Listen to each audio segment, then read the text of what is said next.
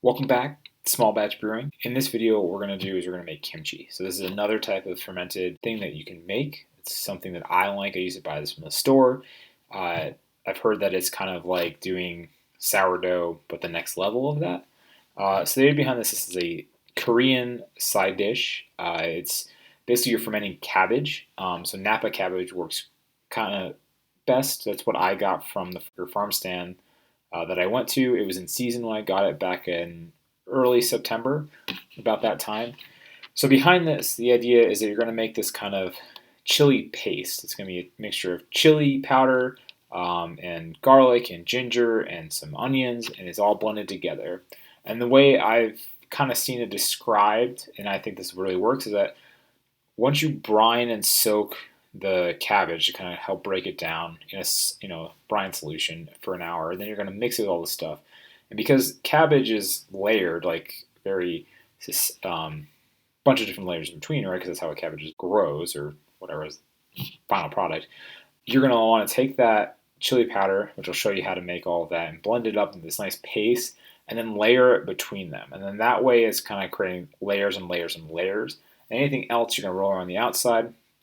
As it begins to start to break down and ferment, what you're going to see is all the liquid that was inside the cabbage is going to start to leak out. So it'll start kind of dry and then get more and more liquidy. Again, with something like this, because it's kind of some kind of fermentation, you want to keep anything below the liquid level, so something like mold doesn't exist. That can be a problem. I didn't experience any problem when I'd done this before. I will say that this does make a lot of kimchi. The recipe I'll show you down in the description for all the ingredients I included for this was for about a half a Napa cabbage, but I had a whole one, and so I made 4 32-ounce jars or mason jars worth of kimchi.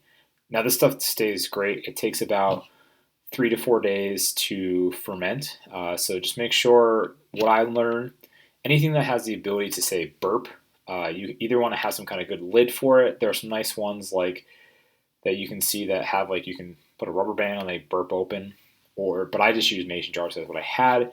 But the pro tip I would say is just put something that if it burps and spills over, it'll catch on to whatever it is. Like a baking tray works really well if you're just using one jar, like a bowl.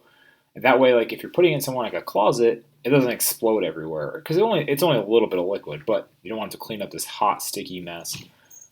That's just what I found. But for this to work, yeah, you soak this in a brine solution, and then for the cabbage for about an hour, and then yeah, you layer in all this stuff. You put it into a mason jar and you seal it up, and then you want to just push it down.